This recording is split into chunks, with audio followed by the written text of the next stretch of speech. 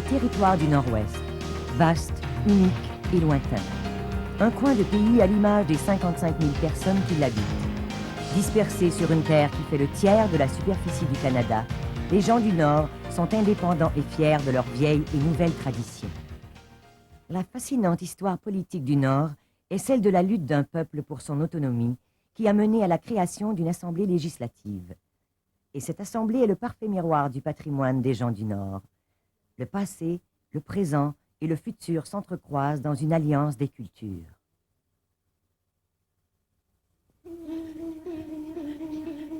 Pour comprendre la situation actuelle, il nous faut retourner en arrière.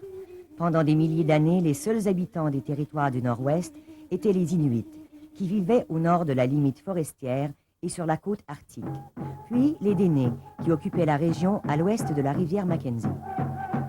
Les Vikings auraient, semble-t-il, foulé le sol de l'Arctique il y a 1000 ans, mais peu d'Européens ont visité les territoires du Nord-Ouest et ce fut beaucoup plus tard. À la fin du XVIIe siècle, la Grande-Bretagne a cédé la terre de Rupert à la Compagnie de la baie d'Hudson. Cet événement important inaugura une période de prospérité pour le commerce et l'exploration. Les Européens mirent le cap vers le nord et le peuple autochtone vers les postes de traite et les villages le long de la rivière Mackenzie. En 1867, l'année de la Confédération, le Canada n'était qu'une fraction de l'Ontario, du Québec et des Maritimes d'aujourd'hui. Le reste du Canada, à ses tout débuts, comprenait la terre de Rupert ou la région incluant les prairies dans le territoire du Nord-Ouest. En 3 ans, ces régions avaient intégré elles aussi le Dominion du Canada. La loi sur les territoires du Nord-Ouest, adoptée en 1875, prévoyait la présence d'un lieutenant-gouverneur et d'un conseil territorial à Ottawa. Moins de 10 ans plus tard, les territoires du Nord-Ouest s'étaient dotés d'une assemblée législative composée de 22 membres élus. Mais le vent allait tourner. Quand le Yukon et les provinces des Prairies ont quitté le giron des territoires du Nord-Ouest, on a redessiné les frontières. Avec moins de poids dans la balance, les territoires ont dû reprendre le statut de colonie. Les politiciens indifférents d'Ottawa ont rarement visité le Nord par la suite et ne le comprenaient pas suffisamment pour défendre proprement ses intérêts. Entre-temps, les nouveaux venus arrivaient tout doucement dans le Nord, attirés par ses riches ressources, tels le pétrole de Norman Wells et l'or de Yellowknife. La croissance de la population dans cette ville, attribuable à l'essor minier, a mené à la création du premier gouvernement municipal en 1940. Quelques années plus tard, pour la première fois, un citoyen des territoires du Nord-Ouest fut nommé au sein du conseil territorial à Ottawa. Les Inuits et les Dénés ont fait entendre leur voix sur la scène politique à partir du moment où ils ont obtenu le droit de vote au début des années 50. Du coup, les membres du conseil furent élus plutôt que nommés. Les districts électoraux se multiplièrent et le Nord fut l'hôte de quelques séances du conseil. Les années 60 coïncidèrent avec un éveil politique et les territoires du Nord-Ouest firent des progrès dans leur recherche de l'autodétermination. Ottawa prit des initiatives suivant les recommandations des membres de la commission Carruthers, qui s'étaient rendus dans le Nord pour obtenir l'avis de la population. Suite à leurs commentaires, le siège du gouvernement et de l'administration a quitté Ottawa pour s'installer à Yellowknife en 1966. La même année, Simony Michael, un Inuit, fut le premier autochtone à être élu au sein du conseil territorial. Le défi des années 70 consistait à convertir les rêves en réalité. L'enthousiasme et l'énergie des Autochtones se sont répandus comme une traînée de poudre. Bientôt, le premier conseil entièrement élu de gens du Nord est entré en fonction. C'était en 1975, et ce conseil fut la pierre angulaire de l'Assemblée législative d'aujourd'hui.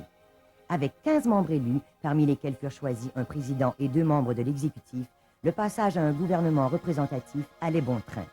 Malgré les progrès, le commissaire demeurait le chef de l'exécutif.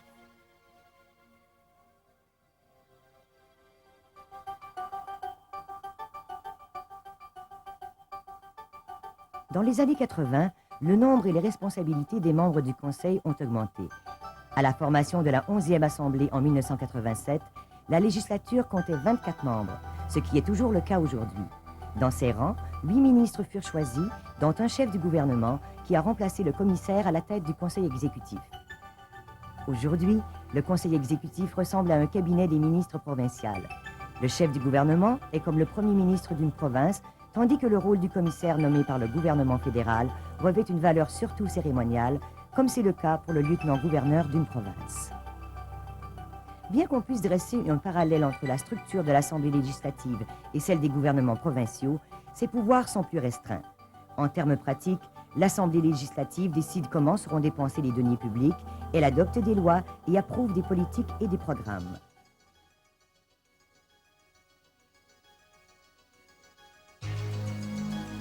En l'espace d'une génération, les pouvoirs locaux ont décuplé, mais les décisions cruciales concernant les revendications foncières et le contrôle des ressources demeurent l'apanage des représentants fédéraux. Le gouvernement des territoires du Nord-Ouest regroupe les meilleurs éléments de la tradition autochtone. Le fait que la culture mette l'accent sur la coopération a joué contre la formation de partis politiques et favorisé plutôt les candidats indépendants qui adoptent des lois de manière collégiale, ce qui a souvent été désigné par l'expression « gouvernement par consensus ». Dans cette forme de gouvernement, les membres choisissent le conseil exécutif en fonction des compétences des candidats et non de leur affiliation politique. Ce type de coopération au sein du gouvernement oblige les membres à représenter les intérêts de leurs propres commettants tout en tenant compte du bien-être de toutes les communautés des territoires du Nord-Ouest. D'autre part, le conseil exécutif n'a pas de pouvoir absolu, mais il doit obtenir le consensus des membres dans tous les dossiers d'importance pour le gouvernement. Bien d'autres facettes des opérations quotidiennes différencient l'Assemblée législative du reste des administrations provinciales. Pour ces débats, par exemple, l'Assemblée suit les règlements parlementaires habituels. Les délibérations sont toutefois traduites simultanément en anglais, en français et dans 7 langues autochtones. La flexibilité caractérise les gens du Nord. La volonté de la législature de tenir des sessions dans diverses localités à travers les territoires en témoigne. La construction d'un édifice législatif permanent à Yellowknife, qui devrait être terminé en 1993, pourrait être le début de travaux plus sédentaires pour l'Assemblée. La masse, symbole parlementaire traditionnel, est magnifiquement décorée d'objets provenant de tous les coins du Nord et reflète l'histoire et la culture du peuple autochtone. Aujourd'hui, l'Assemblée législative s'attaque régulièrement à des questions complexes et litigieuses. Les revendications foncières constituent une propriété absolue dans la poursuite de l'autonomie politique. Le règlement de 3 principales revendications faites par les Inuits, les Dénimétis et les Inuvialuit signifiera que le peuple autochtone peut imprimer une direction aux décisions dans les dossiers socio-économiques qui le touchent. La question de diviser les territoires du Nord-Ouest en territoires de l'Est et de l'Ouest a fait surface dans les années 60 et demeure sans réponse. Qu'on procède ou non à cette division dans les années à venir, l'autodétermination demeurera l'objectif prioritaire pour tous les gens du Nord. Cela pourrait vouloir dire progresser vers l'accession au statut de province et la plus grande autonomie qui l'accompagnerait. Nous pouvons nous émerveiller à l'idée qu'en moins de 30 ans, les territoires du Nord-Ouest sont passés de l'état de colonie à un système politique dynamique. Dotée d'un programme politique bien chargé, l'Assemblée législative d'aujourd'hui est en transition constante. Ses travaux l'amènent à relever de nouveaux défis et à faire l'histoire. Nos législateurs se sont engagés à conserver nos valeurs culturelles et nos traditions tout en s'adaptant aux progrès de la société. L'Assemblée législative d'aujourd'hui est parvenue à maturité. Elle est apte à gouverner et pleinement représentative des nombreuses communautés et cultures qui jalonnent cette terre fascinante qu'est la nôtre.